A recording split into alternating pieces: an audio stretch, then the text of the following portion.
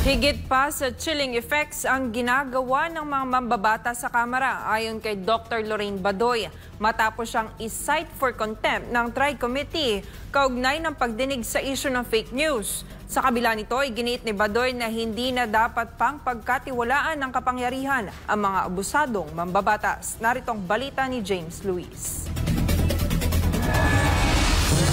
Sa nakaraang pagdinig ng House Tri-Committee patungkol sa issue ng fake news, muling inimbitahan ng mga mambabatas ang ilang social media vloggers. Karamihan sa kanila, kilalang DDS vloggers o supporters ni dating Pangulong Rodrigo Duterte. Pero hindi sumipot sina Surgando Sasop, Jeffrey Celis at Lorraine Badoy dahil sa naturang pagdinig. Dahil dyan, na-cite for contempt ang mga ito. Paliwanag ng Tricom dahil daw ito sa pagtanggi nilang sumunod sa SOMO ng walang legal na dahilan. Cited for contempt din ang isa pang vlogger na si Mark Anthony Lopez dahil umuno sa undue interference during the proceedings. Ang nagmosyon dito ay si Abang Lingkod Party List Representative Joseph Paduano. Sabi ni Badoy, higit pa sa contempt ang pinataw sa kanila dahil pinapadetain din sila ng hanggang 3 buwan o hanggang matapos ang pagdinig ng Tri-Committee sa issue ng fake news. Yung legislative overreach nila, yung arrogance, pumupunta sila dyan sa harap ng taong bayan para mag-threaten, para mag-humiliate, at kapag hindi ka sumagot ng gusto nilang sagot, iko-contempt ka nila, napakabibigat na mga kapay, pinapakita talaga nila. No, hindi lang chilling effect ito.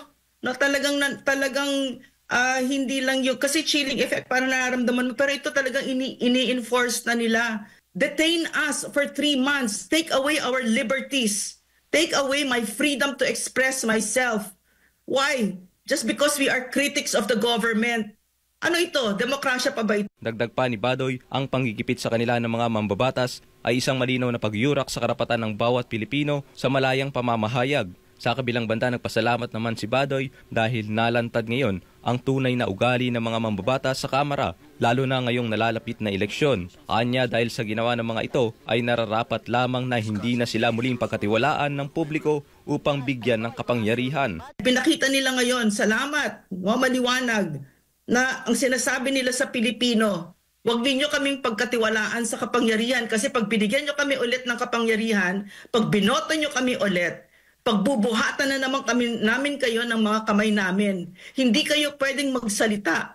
Hindi kayo pwedeng mag-express ng opinion ninyo.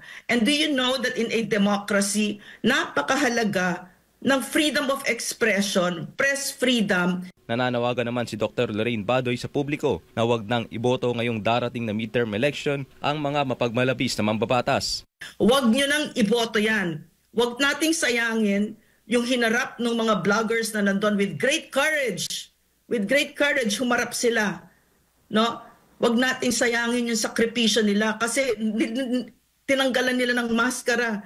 Inilantad nila kung sinong itong mga ito, nakakalalakas ng mga loob, humingi ng tiwala ng bayan habang binababoy ang mga simpleng mga mamamayan na nagsasalita lang. Nilinaw naman ni Badoy na nananatili ang kanyang respeto para sa institusyon, ngunit hindi para sa mga mapang-abusong mambabatas. Para sa Diyos at Pilipinas kong mahal, James Luis, SMNI News.